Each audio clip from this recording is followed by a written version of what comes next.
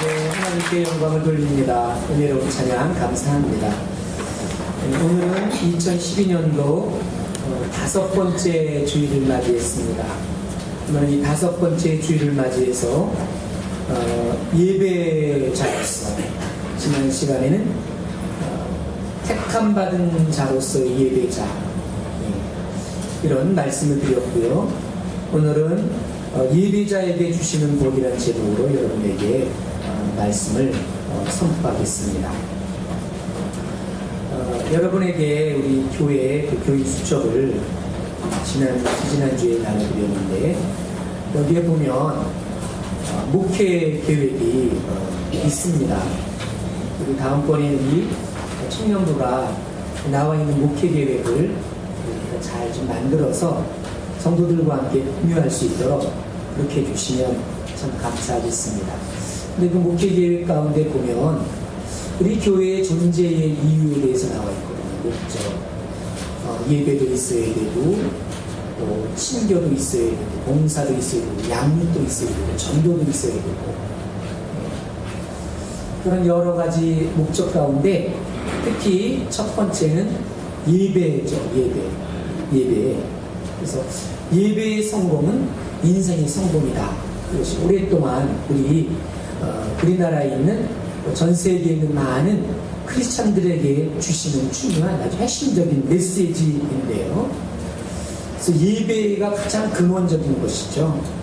그래서 오늘은 이 예배자에게 주시는 복이란 제목으로 여러분 앞에 말씀을 선포하는 가운데 여러분들이 많은 믿음의 결단을 하길 바라며 올 한해도 하나님이 약속하신 큰 복을 누리는 그런 아주 믿음의 한 해가 되기를 주 이름으로 간절히 축원합니다.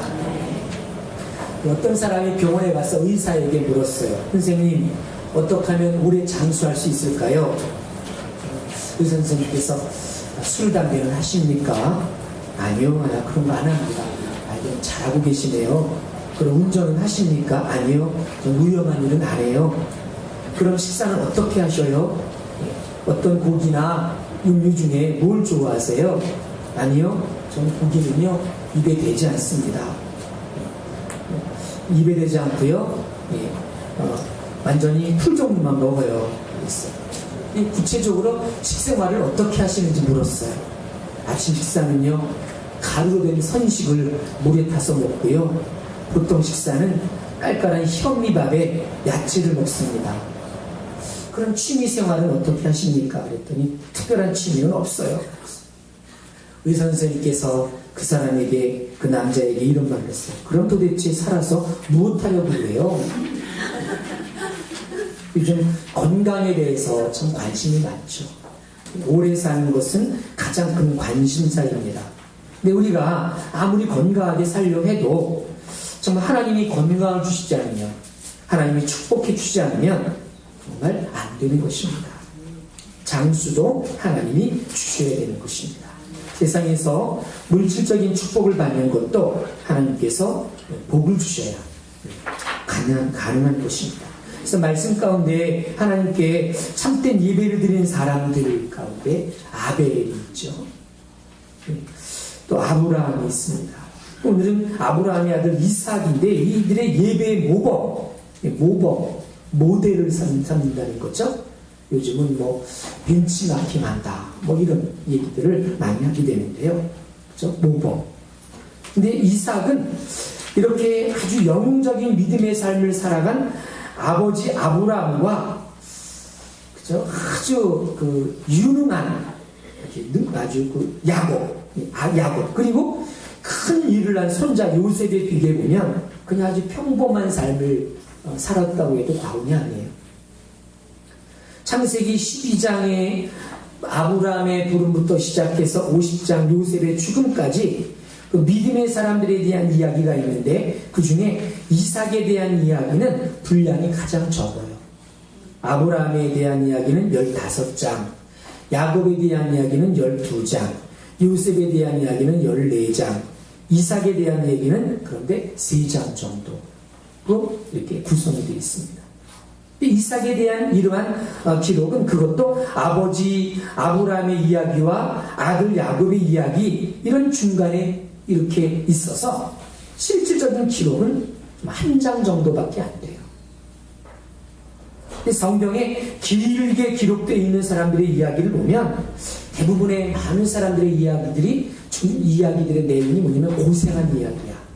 환난 중에서 어떻게 신앙을 지켰는지, 그 믿음이 어떻게 자라갔는지, 그리고 어떻게 복을 받았는지, 뭐 이런 것들이 거의 다 그 대부분을 차지하고 있습니다.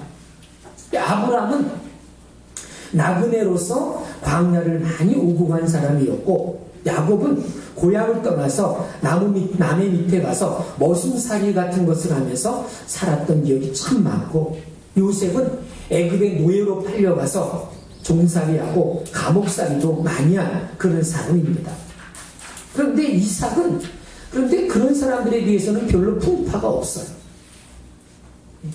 그런데 살기는 또 가장 오래 살았습니다. 아브라함은 175세, 야곱은 147세, 요셉은 110세, 이삭은 180세.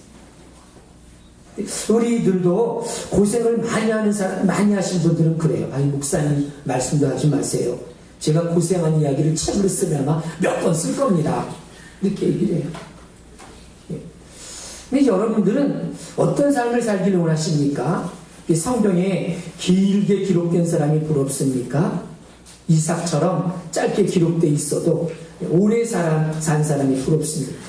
또 이삭의 삶의 특징을 보면 이삭은 중요한 것이 있어요. 이렇게 성경에 3장 정도의 기록에 대한 내용을 가지고 있는데, 근데 그런 가운데에도 또 이삭은 중요한 특징을 가지고 있어.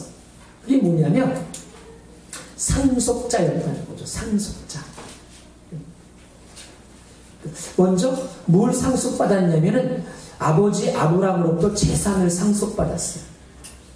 아브라함도 자신이 재물을 열심히 모았고, 야곱도 고향을 떠나서 열심히 일해서 재산을 모았고, 요셉도 남의 나라에 가서 그렇게 모함을 받아서 고생을 했지만, 그러나 그 끝에 국무총리에 오르게 됐고, 그래서 그 자리 때문에 재산을 많이 얻게 됐어요. 그리고 아버지를 비롯해 형제들을 다 불러 모아서 가장 비옥한 고센이라고 하는 땅을 물려받아서 거기서 살도록 그렇게 했습니다. 그런데 이삭은 아버지로부터 기본적인 그런 재산을 물려받았습니다. 창세기 25장 5절입니다. 아브라함이 이삭에게 자기의 모든 소유를 주었고, 아버지 아브라함은 이삭에게 나중에 모든 소유를 아들에게 주었어요. 아버지 아브라함의 재산이 어느 날 이삭의 것이 된 것입니다. 자, 그렇습니다. 이러한 말씀을 또 우리가 생각해 볼 것이 있습니다. 우리가 예수 그리스도를 믿고 하나님의 자녀가 되었습니다. 그래서 우리는 예수님 안에서, 예수 그리스도 안에서 하나님이 우리를 위해 예비하신 엄청난 하나님의 많은 것들을 누리게 되었어요. 그 중에도 우리는 하나님 나라의 상속자가 됐습니다. 하나님 나라를 소유하게 됐어요. 이것은 우리가 어떤 공로가 있기 때문이 아닙니다. 오직 단 하나, 그분의 자녀라는 것 때문이죠. 주 예수를 믿으라, 그러면 너희 집이 구원을 얻으리라. 영접하는 자, 곧 그 아들 믿는 자들에게는 하나님의 자녀가 되는 권세를 주셨느니라. 하나님의 자녀가 됐다는 것으로 인해서 우리는 이러한 것들을 우리에게 상속해 주신 것입니다. 그래서 이삭은 아버지로부터 믿음을 상속받았어. 재산만 상속받은 것이 아니라 믿음도 상속받았어요. 여러분들, 이러한 하나님으로부터 예수 그리스도를 믿음으로 말미암아 하나님의 자녀가 되었고, 그 사실로 말미암아 하나님 나라를 상속받았다는 사실에 대해서 뭐 감사하고 있습니까? 감사하십니까? 날마다 감격해 하십니까? 근데 이삭은 이렇게 아버지로부터 재산을 상속받았을 뿐만 아니라 믿음을 상속받았습니다. 즉 모태신앙이었다는 것이죠. 위대한 믿음의 조상인 아버지로부터 그 하나님께 대한 믿음을 물려받았습니다. 그러니까 아버지로부터 신앙을 물려받은 이삭은 그런데 가는 곳마다 단을 쌓고 하나님 앞에 예배를 드렸습니다. 왜 그렇게 했을까요? 왜냐면 아버지가 그렇게 했으니까. 아버지가 그렇게 보여줬어요. 우리나라도 우상을 섬기는 그런 많은 가정들 보면 조상이 그렇게 했으니까 자식들도 그냥 이렇게 받아들이는 경우가 많죠. 그래서 처음 시작에 대해서 어떤 믿음을 갖느냐가 참 중요한 것인데요. 그래서 아버지가 그렇게 했으니까 이게 모태신앙의 특징이야. 개척자의 신앙은 예배를 드려도 자신이 감격해서 예배를 드려요. 처음 믿고 예수 믿는 것이 너무나 감사해서 막 감격 속에 예배를 드려요. 그래서 어떤 때는 처음 나온 사람들이 더 적극적이고 더 간절하고 더 신실하고 더 모범적일 때가 많아요. 너무 좋아서 예배를 드립니다. 그런데 모태신앙은 그냥 어려서부터 그래왔으니까 예배를 드리죠. 그래서 어떤 때는 습관적으로 드리는 경우도 있어요. 그런데 믿음을 상속받은 대부분 사람들 대부분은 축복을 물려받아요. 축복. 그 선대에서 그저 아름답게 신앙생활하는 그런 가정은 그 충실하고 그렇게 신앙생활 잘하는 가정은 후대에서 큰 복을 누립니다. 그 우선이 선대의 신앙을 잘 이어간다면 이삭이 그 땅에서 농사하여 그의 100배나 얻었고 여호와께서 복을 주심으로 그 사람이 창대하고 왕생하여 마침내 거부가 되어 양과 소가 떼를 두고 종이 심이 많으므로 블레셋 사람이 그를 시기하였다.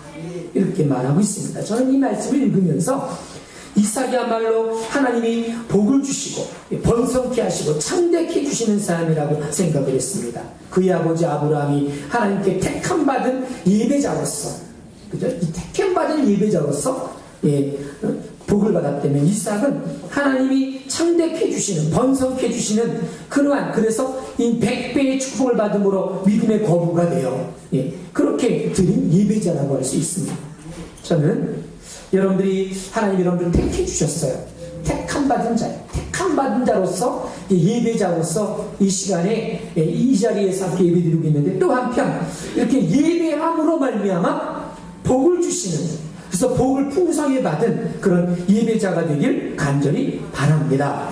그래서 이렇게 이삭은 무조건 하나님이 축복해 주신 것인가 아니면 이삭에게는 축복을 받을 만한 무엇이 있는가 한번 생각해 볼 필요가 있습니다. 이삭은 무조건 하나님이 축복해 주신 건가 아니면 이삭에게는 축복을 받을 만한 또 다른 무엇이 있는 것인가.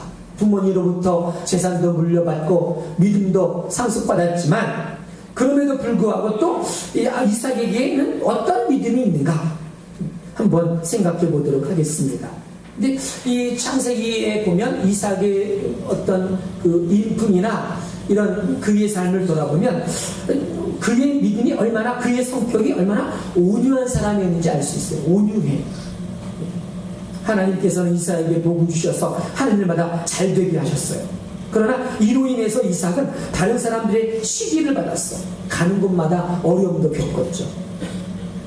14절로 15절 말씀에 보면 양과 소가 떼를 두고 종이 심이 많으므로 블레셋 사람이 그를 시기하여 그 아버지 아브라함 때에 그 아버지의 종들이 판 우물을 막고 흙으로 메웠더라. 가나안 땅에 살다가 기근을 만나서 이삭이 블레셋 사람들이 사는 그랄 땅으로 가서 거주하게 됩니다. 그런데 그곳에서 너무 잘 되니까 블레셋 사람들이 아버지 때부터 아버지 때부터 파서 이삭이 쓰게 된 우물을 막아버리고 흙으로 메워버려요. 그래서 이곳이 이삭이 싸우지 않고 그곳을 떠나서 다른 곳으로 이사를 갑니다. 그리고 그곳에서 또 우물을 팠는데 그곳에서 또 다른 사람들이 와서 시비를 거는 것입니다. 이런 내용들이 본문의 내용인데 또 우물을 파고 또 와서 시비를 걸고 우물을 메꿔버리고. 근데 이 우물이 왜 중요하냐면 이 지역은 사막이야. 사막. 그래서 우물이 없으면 살아갈 수가 없어.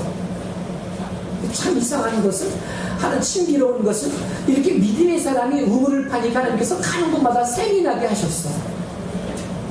그래서 우물을 파서 그들이 다툼으로 그 이름을 신나라 이렇게 이름을 지었고 또 우물을 팠는데 다투지 않았으므로 그것을 에색이라 이렇게 이름을 지었고 이삭이 파는 우물마다 물이 나오고 그 우물을 블레셋 사람들이 빼앗는 일이 벌어지죠. 그런데 여기서 중요한 사실을 하나 우리가 알 수가 있습니다. 이삭은 자기의 우물을 약탈해가고 빼앗아가는 사람들과 결코 싸우지 않았다는 것입니다. 싸우지 않았다는 것입니다. 악을 행하는 자들 때문에 불평하지 말며 불의를 행하는 자들을 시기하지 말지어다. 시편 37편 1절 말씀입니다. 나는 예수님 말씀을 믿으면서 진실하게 살려고 하는데 왜 이렇게 대치기를 많이 하고 이렇게 속이고 왜 이렇게 살아가지? 그러나 그렇다 할지라도 악을 행하는 자들 때문에 불평하지 말며 불의를 행하는 자들을 시기하지 말지어다. 하나님의 사람은 원망하거나 불평하지 않고 자신에게 악을 행하고 때론 손해를 끼치고 모함하는 사람이 있을지라도 보복하지 말라는 거죠. 로마서 12장에 보면 악을 악으로 갚지 말고 선으로 악을 이기라. 예수님께서는 오른쪽 뺨을 누가 치거든 왼쪽 뺨도 돌려대라. 겉옷을 달라고 하면 속을까지 주어라. 이런 말씀도 하셨습니다. 이것이 바로 그리스도인이 일상에서 살아가는 방법인 것입니다. 이렇게 살면 패배자 같기도 하고 무시당할 것 같지만 성경에 보면 그런 사람은 결코 무시당하거나 패배하지 않는다고 말하고 있습니다. 우리는 이삭이 복을 받는 과정에서 그가 악착같이 노력해서 돈을 번 것이 아니고 하나님이 이렇게 부를 주셨다는 것을 알 수가 있습니다. 여러분, 사람이 자기 자신이나 다른 이에게 불만이 많게 마련입니다. 사람을 바라보면 원망과 불평이 있게 마련이에요. 그러나 하나님을 생각하면 감사와 기쁨이 넘치는 거죠. 사람들은 자꾸, 자녀들은 자기가 안 된 것을 자꾸 부모 탓으로 돌린 경우가 많아요. 자기가 잘 된 것은 자기 탓이고 자기가 안 된 것은 부모 탓이거나 남 탓이고. 근데 이것은 참 성경적이지 못하다는 거죠. 교회 생활 가운데서도 내가 이 모양이 이것은 다른 사람 탓이야 이렇게 해서는 안 된다는 거죠. 저는 여러분이 어떤 일을 해도 원망하거나 불평하지 않기를 바랍니다. 이삭은 사람을 상대하거나 그러지 않았어요. 오직 관심이 하나님께 있었습니다. 그래서 하나님과 함께하였기 때문에 원망과 불평 없이 우물을 빼앗기면 또 다른 곳에 가서 하고, 이렇게 하고 또 예배하고, 이렇게 하나님은 예배하는 자들 중에 온유한 자에게 나중에 창대케 되는 복을 주심을 믿으시기 바랍니다. 이삭은 돌아보니까 온유한 자였어요. 남보다 다른 그런 아주 넓은 마음을 가진 자였어요. 특히 하나님의 마음을 품었던 것이죠. 따라합시다. 온유한 사람. 온유한 사람. 두 번째로 이삭은 아브라함의 아들 이삭의 삶을 보면 두드러지는 일이 있어요. 두드러지는 일이 없어. 이게 뭐냐면 뭘 했다는 기록도 특별히 없고 아주 그냥 뭐 드라마틱한 그런 것도 별로 없어요. 그 중 가운데 딱 하나 열심을 다하는 것은 이렇게 우물을 판 사실이야. 우물을 팠다는 거예요. 그래서 열심히 팠던 거죠. 근데 우리가 그것을 우습게 보면 안 됩니다. 왜냐하면 우물은 사막지대에서 생존의 근원이기 때문에. 여러분들 요즘 뭐 연예인들이 그죠? 뭐 생존의 법칙, 그래서 뭐 아프리카나 이런 데 가서 극한 아주 극복을 해나가는 그런 모습들을 TV에서 보게 되기도 하고, 또 찾아가서 큰 악물 오물들을 먹는 것을 보면서 물을 파주는 운동을 하고 우물을 파주 이런 걸 하잖아요. 근데 물이 그처럼 참 소중해요. 근데 여기 그렇기 때문에 이 우물을 판 것이 우리는 쉽게 여기서는 안 되거든요. 쉽게 여기서는 안 돼요. 왜냐면 우물은 사막지대에서 생존의 근원입니다. 우물보다 더 중요한 것은 없어요.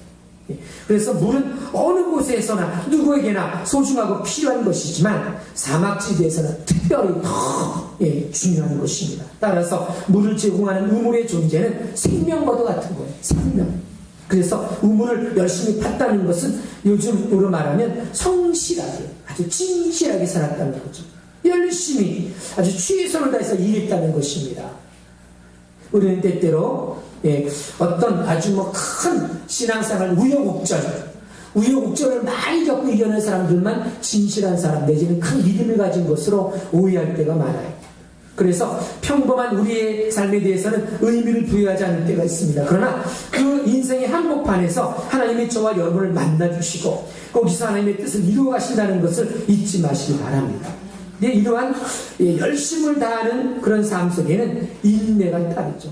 누구보다도 겪는 고통이 있어요. 주변에 시비가 있고 분쟁이 될 만한 그런 일이 있지만 그런 것에 대응하지 않고 성실하게 자신의 일을 해나갔다는 것이죠. 그러므로 하나님의 놀라운 성실한 사람.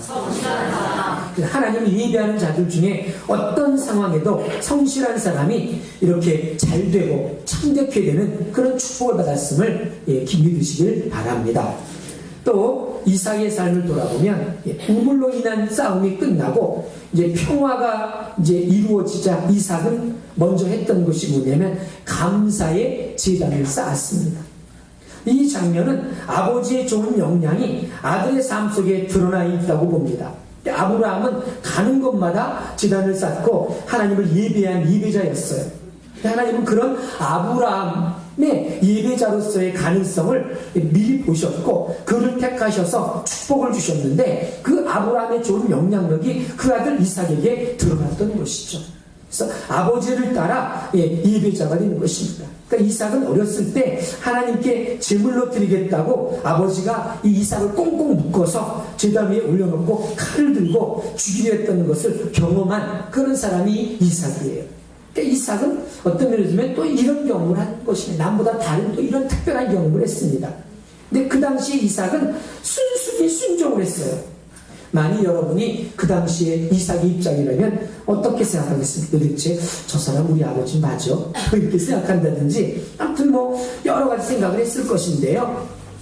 한 번쯤 반항할 수 있었던 이런 입장 속에서 성경은 이삭의 반응에 있어 기록하지 않고 있습니다만 그러나 이런 기록하지 않고 침묵하는 이런 상황 속에서 오히려 우리와 더불어 이삭에 대해서 순종하는 아들로 이렇게 보여지고 있는 모습이 더 큽니다.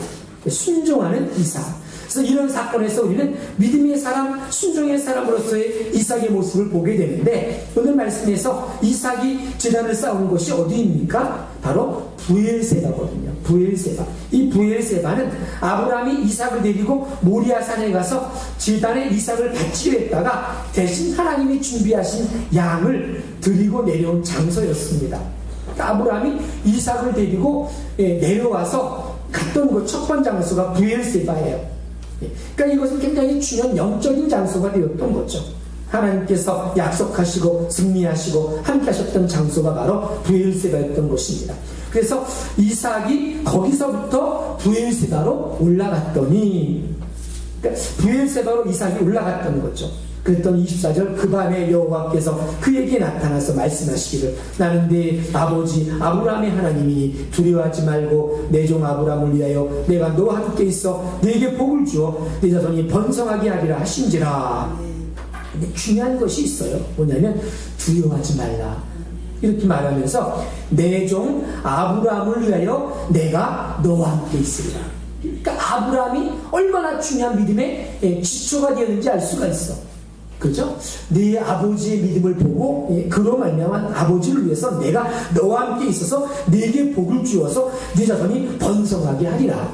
그러니까 처음 믿은 자의 믿음이 얼마나 중요한 것인지 말해주고 있는데, 그죠? 근데 그 밤에 어디서 브엘세바에 올라가서 하나님 앞에 단을 쌓았던 하나님께서 그렇게 다시금 또 약속을 재약속해 주시는 거죠.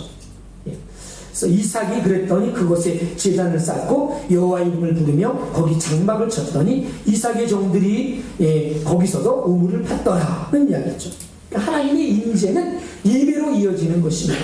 이삭은 하나님의 음성을 듣고 하나님을 만났습니다. 살아계신 하나님, 나를 잊어버리지 않으신 하나님, 나를 떠나지 않으신 하나님, 내가 두려울 때 나를 도와주신 하나님, 나를 붙들어 주신 하나님, 그런 하나님을 그죠? 그런 하나님의 이름을 부르지 않을 수가 없고 그 이름을 높이지 않을 수 없고 그 이름을 찬양하지 않을 수가 없었던 것이죠. 그래서 이삭은 즉시 단을 쌓았어요. 우물을 파고 새로운 근거지를 만들었습니다. 그러니까 이삭이 참 특별히 이렇게 복을 받은 까닭이 있어. 그게 뭐냐면 가는 곳에 가서 먼저 우물을 파지 않았어. 우물을 파지 않았어. 이번에는요 어떻게 했냐면 먼저 단을 쌓았어요. 그리고 예배를 드렸어요. 그런 다음에 우물을 파고 새로운 삶의 근거지로 만들었던 것이죠. 그러니까 그래 우리도 우리가 이사를 하거나 그랬을 때는 먼저 하나님 앞에 단을 쌓아야 돼. 단을 쌓아요. 그리고 내가 이사갈 그런 곳에 어떤 예배 처소가 있는지 그쵸? 그런 것도 좀 봐야 돼. 우리는 삶 속에서 굉장히 중요해. 내가 어떤 직장을, 어떤 회사를 만들었을 때 그 회사 한 위중에 어떻게 내가 여기다가 단을 만들 수 있을까? 기도의 단, 예배의 단, 나만이 하는 만날 수 있는 것, 이런 것도 좀 우리는 만들 필요가 있는 것이죠. 이삭은 이렇게 해서 이렇게 큰 복을 받았던 것입니다. 따라합시다. 제단을 쌓고 예배를 드린 사람. 제단을 쌓고 예배를 드린 사람이었어요. 참, 예, 그런 사람이었던 거죠. 지난주는 설날이었습니다. 이 설날 아침에 저희는 가족들이 둘러앉아서 예배를 드렸습니다. 하늘 양식을 가지고 예배를 드렸어요. 예. 저희 가족은 그래서 아브라함처럼, 이삭처럼, 야곱처럼 이렇게 복을 받기 위해서 서로 축복하며 기도했습니다. 자녀들에게는 열심히 공부도 하고 운동도 열심히 하고 악기도 열심히 연습을 해서 하나님 앞에 영광 돌리기를 권했습니다. 생각하면 참 모든 것이 감사했어요. 자, 신앙을 물려받고 아버지가 그랬던 것처럼 하나님을 예배한 이삭, 그리고 자신에게 악을 행하는 사람들에게 보복하지 않고 원망하거나 불평하지 않고 예수의 마음을, 하나님의 마음을 가지고 온유하게 늘 성실한 삶의 모습을 살아갔던 이 이삭, 아버지가 그랬던 것처럼 감사의 제단을 쌓고 예배드리는 그 이삭, 하나님께서는 그러므로 이삭을 창대케 하시고 번성케 하시고 왕성케 하셨던 것입니다. 전 우리 교회 남자 성도들이 오늘 여자 성도들이 많이 적지만은, 그런데 늘 그 교회 수첩을 보세요. 남자 성도들이 얼마나 많은가. 참 많죠. 속해 있는 것인데, 그러나 열심히 있는 면에 있어서는 좀 미약한 거죠. 저는 그래서 권하고 싶어요. 특히 남자 성도들에게 좀 권하고 싶어요. 뭐냐면 열심히 지금 작정해서 기도하기를 원해.